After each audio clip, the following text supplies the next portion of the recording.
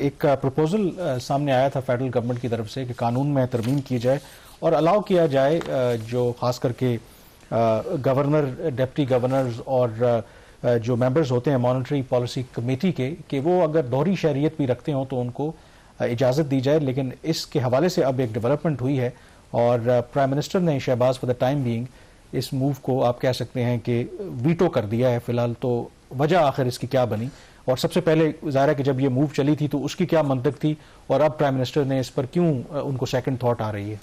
कामरान, एक deputy governor state bank of Pakistan के थे, अभी भी वहाँ पे स्टेट बैंक में ही है, डॉक्टर अनायत हुसैन। डॉक्टर अनायत हुसैन जो है, उनका जो टेन्योर है डिप्टी गवर्नर का वो गालिबन 8 नवंबर 2024 को मुकम्मल हुआ। उनकी जो पोजीशन थी स्टेट बैंक में, उनका जो रोल था, तो उसकी वजह से ये फैसला ये हुआ कि डॉक्टर अनायत हुसैन को रिटेन करना है। अब मसला ये था कि अनायत हुसैन जो है, इनके पास ऑस्ट्रेलिया की भी मेरा ख्याल इनके कार्ड होल्डर हैं, ऑस्ट्रेलियन नेशनैलिटी है इनके पास, तो इसकी वजह से इनको रिटेन नहीं किया जा सकता था। जब अनायत हुसैन साहब को डिप्टी गवर्नर लगाया गया आज से कोई 3 साल पहले, उस वक्त डिप्टी गवर्नर के और गवर्नर की जो ओहदों की जो मुद्दत थी वो 3 साल होती थी। फिर 2022 में जो IMF के दबाव के ऊपर हमने स्टेट बैंक के कानून में तरमीम की, उसमें 2 बुनियादी तब्दीलियाँ आई थी, अदर देन सो मैनी जो अदर कंडीशंस थी या उसमें जो चेंजेस आई। एक तो ये थे कि जो ओहदे थे इनके 5 साल के लिए कर दिए गए, और दूसरा फिर जो डुअल नेशनल्स थे उनके ऊपर पाबंदी लगा दी कि वो गवर्नर, डिप्टी गवर्नर या वो director of the state bank of Pakistan board या मॉनेटरी पॉलिसी कमेटी के मेंबर्स नहीं बन सकेंगे। तो जब ये मसला आया और इनको रिटेन करने का फैसला हुआ अनायत साहब को, फाइनेंस मिनिस्ट्री ने फिर स्टेट बैंक के कानून में एक तरमीम प्रपोज की। वो जो बिल था, अब बिल काबीना में पेश हुआ। काबीना में जब उसके ऊपर डिस्कशन हुई तो कुछ मिनिस्टर्स ने एतराज़ किया कि आप डुअल नेशनल्स को ये क्यों कर रहे हैं, उनके लिए क्यों आप ये रास्ता खोल रहे हैं, अगर खोलना है तो फिर बाकियों के लिए भी खोला जाए। इस वक्त जो ब्यूरोक्रेट्स हैं वो डुअल नेशनल हो सकते हैं, स्टेट बैंक के लिए ये कदगन है और पॉलिटिशियंस के लिए कदगन है कि वो मेंबर्स ऑफ द पार्लियामेंट और प्रोविंशियल असेंबलीज नहीं बन सकते। तो वज़ीर आज़म ने एक कमेटी बना दी एहसन इकबाल साहब की सरबराही में, जिसमें एहसन इकबाल थे, ख्वाजा आसिफ साहब थे, फाइनेंस मिनिस्टर थे और लॉ मिनिस्टर थे, उनके साथ सेक्रेटरी फाइनेंस और चेयरमैन FBR थे। उनको 3 उनके जिम्मे काम लगाया गया कि आप ये जो अमेंडमेंट प्रपोज इसको देख लें, एज इट इज़ पास करना है या इसको रिजेक्ट करना है। दूसरा ये था कि अगर किसी की मेरिटोरियस सर्विसेज हैं, एक्स्ट्रा ऑर्डिनरी काम है, तो क्या उनको स्टेट बैंक में रखा जा सकता है बावजूद उसके कि उनकी डुअल नेशनैलिटी है। और तीसरा उसका ये था कि क्या सेंसिटिव पोजीशन के अगेंस्ट डुअल नेशनल्स हो सकते हैं, और फिर अगर ये रिलैक्सेशन देनी है तो सिर्फ स्टेट बैंक ऑफ पाकिस्तान के लिए ही देनी है या फिर मेंबर्स ऑफ द पार्लियामेंट के लिए भी देनी है।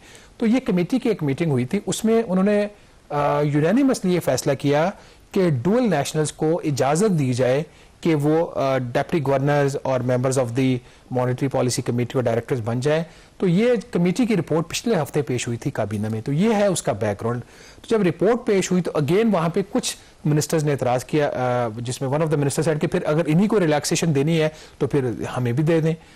उसके ऊपर फिर प्राइम मिनिस्टर ने अगेन इसको जो है करके ये फिर इस तरह आप टारगेटेड स्पेसिफिक पर्सन स्पेसिफिक अगर आप कानून में तरमीम करेंगे, ये मुनासिब बात नहीं है।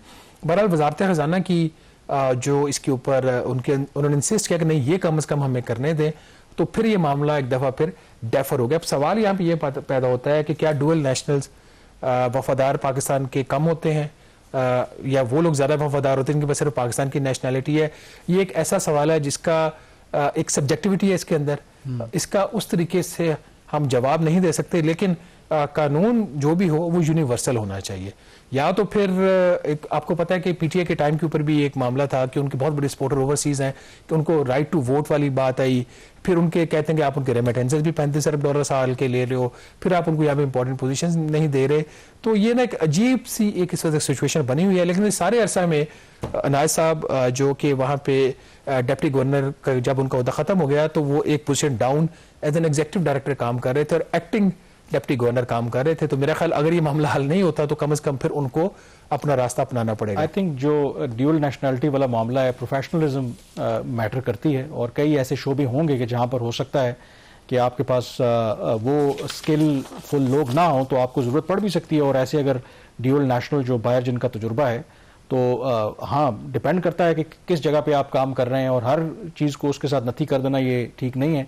जैसे एक एग्जांपल मैं दे रहा हूं, दो के मे बी रेलेवेंट है या नहीं है।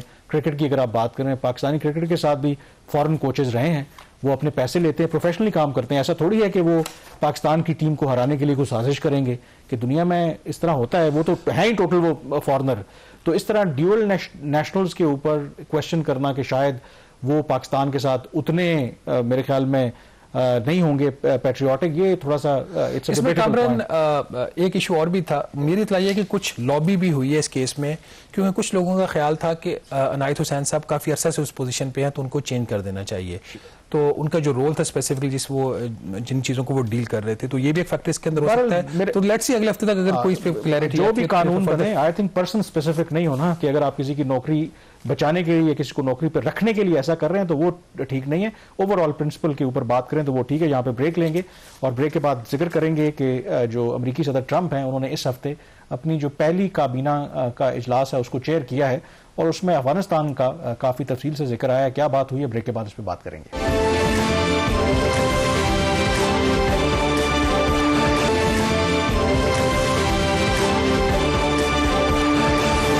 ब्रेक के बाद एक दफा फिर आपको खुश आमदेद कहते हैं।